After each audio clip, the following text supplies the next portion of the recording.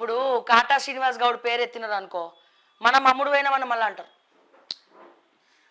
నీతి నీతి నిజాయితీకి ఇక్కడ విలువ లేదు. అక్కడ కాటా మనకి ఇచ్చింది లేదు, చేసింది లేదు. అవసరం మనకి ఇవన్నీ కూడా అవసరమా? వాళ్ళకు ఉండాలి, అది వాళ్ళకి ఎమ్మెల్సీ పదవి కావాలని వాళ్ళకు ఉండాలి, మనకెందుకు? సో నేను చెప్పే కాన్సెప్ట్ ఏంటంటే, నీలం మధు ముదిరాజు 50 కోట్లకు ఎమ్మెల్సీ పదవిని సేల్ కొనుక్కోబోతున్నాడు. ఓకే, ఏఐసిసి ఎట్ 50 crores ఎవరికి? వయా నీలం మధు, వయా రేవంత్ రెడ్డి నీలం మధు, ఒక నీలం మధు, ఒక రేవంత్ రెడ్డి, ఒక ఏఐసిసి మధ్యలో 50 కోట్లు. మీరు చూడండి, నీలం మధు గనక ఎమ్మెల్సీ వచ్చిందే అనుకోండి, 50 కోట్లు ఇచ్చి వచ్చిందే. ఇక్కడ నేను కాటాకు ఒక చాలాసార్లు కూడా కాటాకు ఒక నేను ఇన్స్ట్రక్షన్ ఇవ్వాలనుకుంటున్నా బహిరంగంగానే. కాంగ్రెస్ పార్టీ నమ్ముకున్న వాళ్ళకి మోసం చేస్తుంది. దానికి బెస్ట్ ఎగ్జాంపుల్ కాటా శ్రీనివాస్ గౌడే.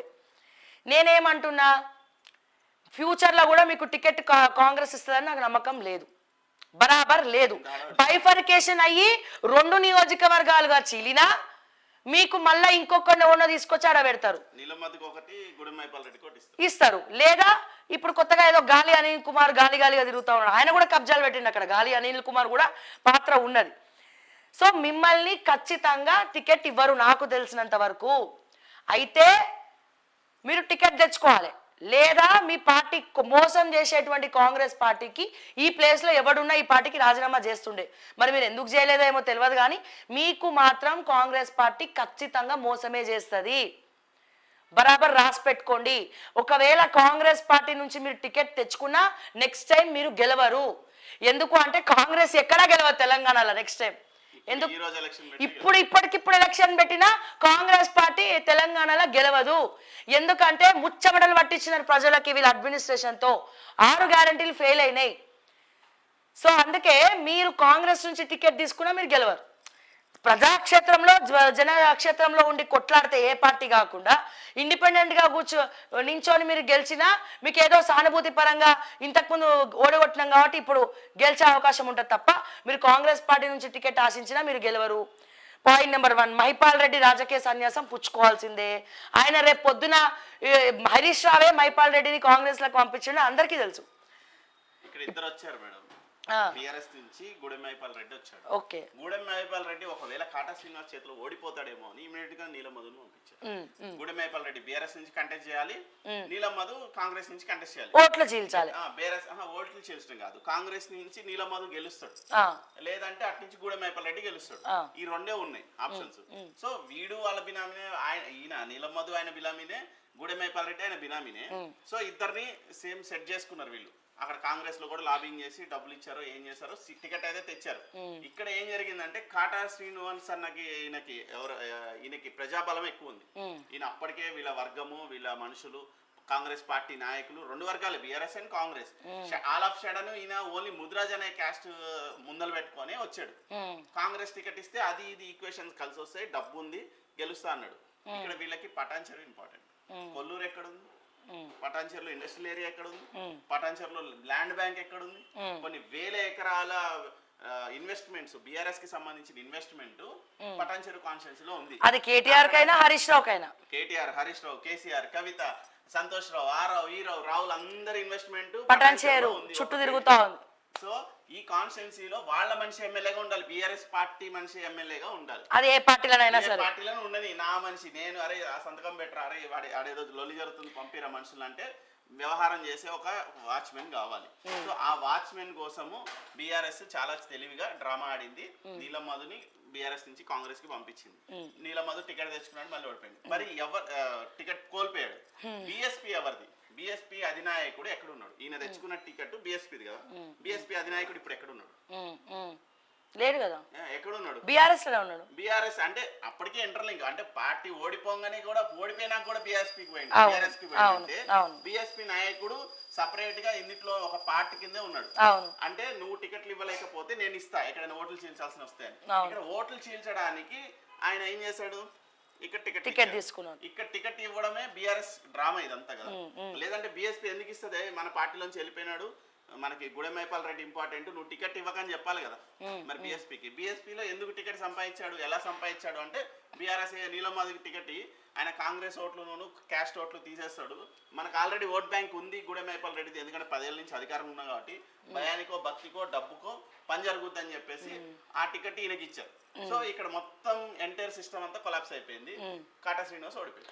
కాటా శ్రీనివాస్ గౌడ్ ఇప్పటికన్నా 50 కోట్లు ఇస్తా అని చెప్పి రేవంత్ రెడ్డి దగ్గర, రేవంత్ రెడ్డి కూడా కదా ఏఐసిసి ఢిల్లీ పోయి కూర్చొని లాబింగ్ చేసుకుంటే కాటాకు కూడా వస్తుంది ఎమ్మెల్సీ టికెట్.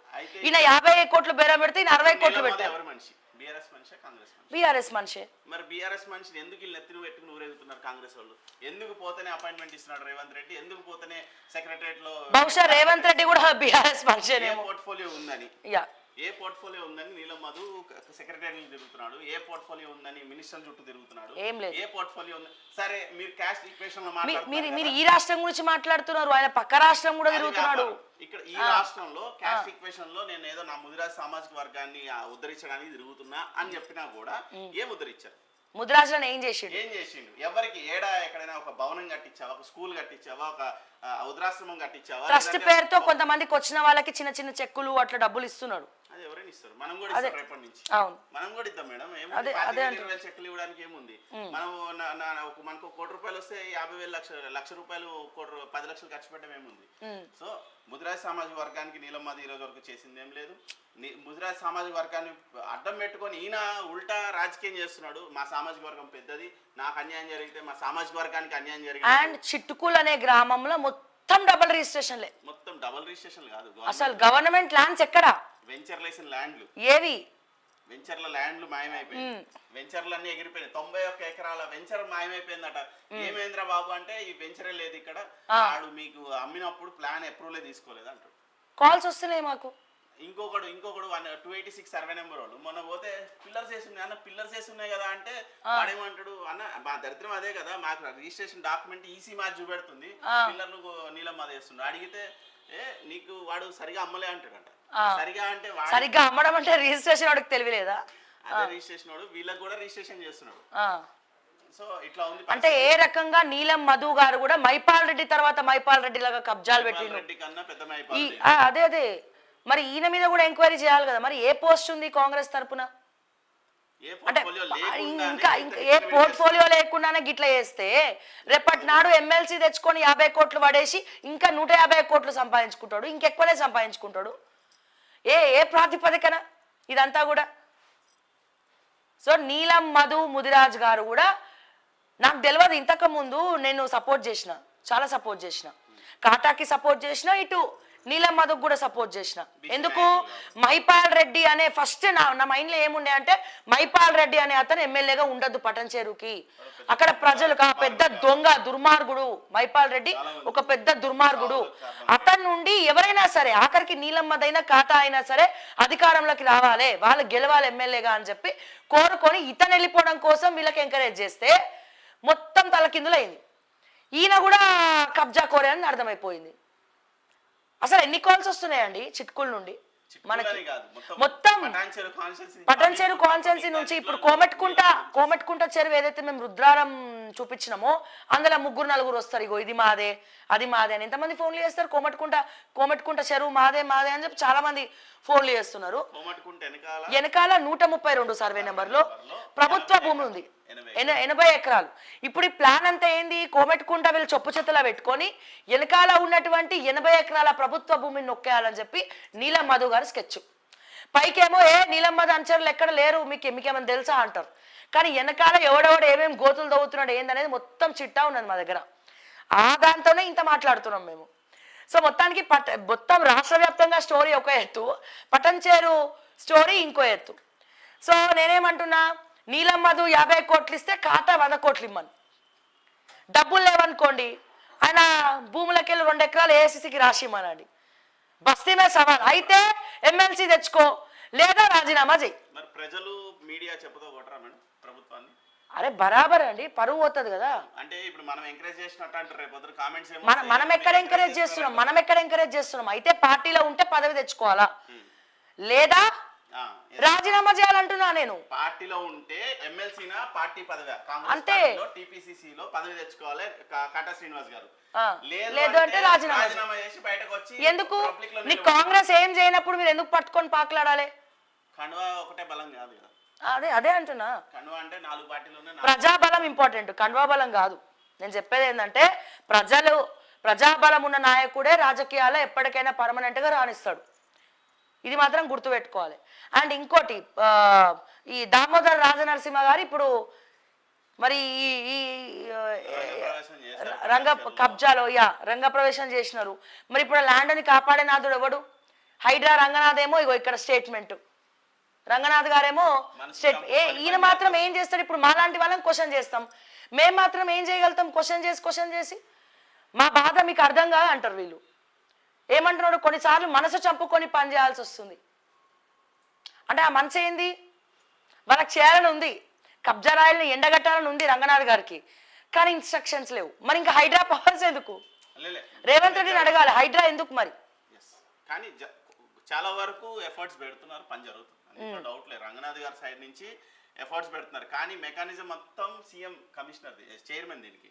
ఆయన కనుసన్నల్లో 10,000 కంప్లైంట్లు ఉంటే ఈ 2-3 మీద ఎందుకు వాడుతున్నావు అవి చూడు ఫస్ట్, వాటిని క్లియర్ చేయి, తర్వాత చూద్దాం, ఇది తర్వాత చేయొద్దనరు, ఇది తర్వాత చూద్దాం. ఎందుకంటే ఈయన కూడా సివిల్స్ చేసి వచ్చారు, వాళ్ళకి సమాధానం ఎలా చెప్పాలని సీఎం స్థాయి మనుషులకి చీఫ్ సెక్రటరీ స్థాయి మనుషులకి తెలుసు.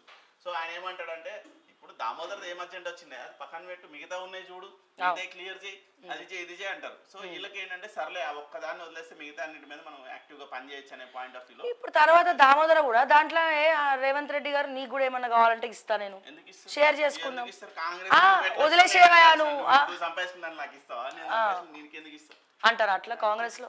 ఇక్కడ బినామీలు ఉన్నారు మేడం, ల్యాండ్లు కబ్జాలు పెట్టడానికి కొంత మెకానిజం ఉంది. ఫైమ్ కురీష్ లాంటి వాళ్ళు, నీలమధు లాంటి వాళ్ళు, టెక్నికల్ గా డాక్యుమెంట్స్ సృష్టించడానికి మెకానిజం ఉంది రేవంత్ రెడ్డి దగ్గర, ఎందుకంటే pure real estate agent. So ఇప్పుడు ఫైమ్ కురీష్ లాంటి వాళ్ళు కావచ్చు, అనిల్ యాదవ్ లాంటి వాళ్ళు కావచ్చు, ఈయన లాంటి వాళ్ళు కావచ్చు, నీలమధు లాంటి వాళ్ళు కావచ్చు, తర్వాత ఇప్పుడు గూడెం మైపాల్ రెడ్డి కూడా యాడ్ అయ్యాడు. ఇట్లా యాడ్ ఆన్స్ చాలా ఉన్నాయి రేవంత్ రెడ్డి గారికి. ఇప్పుడు నిన్న ఆయన క్వశ్చన్ చేశాడు కేటీఆర్, తిరుపతి రెడ్డికి ఏ హోదాతో మాట్లాడుతున్నాడు అని. నేను అదే విషయం నీలమధు విషయంలో కూడా అడుగుతున్నా, ఏ హోదాతో నీలమధు గారు అన్ని సభలకు అఫీషియల్ గా పట్టంచేరు ఇన్ఛార్జ్ ఏమైనా నీలమధుకి ఇచ్చిండ్రా? ఏం లేదు కదా.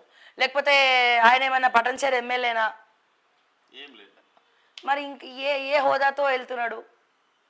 ఏం లేదు, సింపుల్ అంతే, డబ్బు అంతే. నేనే ఎమ్మెల్సీ, రాబోయే ఎమ్మెల్సీ, నేను మంత్రి పదవి కూడా తెచ్చుకుంటా ముదిరాజ్ కోటా కింద అని చెప్పుకుంటున్నాడంట బయట. సో ఇంకా ఈయనైతే ఒక బ్రోకర్ లెక్కనే పనిచేస్తాడు అనుకో. ఎవరు? మన అవినాష్ గౌడ్. దామోదర రాజనరసింహకి ఒక బ్రోకర్, నేను లీడర్ అని కూడా చెప్పా. ఆయన ఎవడో కూడా ఎవరికి తెలియదు. రీసెంట్ టైమ్స్లోనే అంటే సెటిల్మెంట్లు కబ్జాలు చేసి ఫేమస్ అవుతాడు.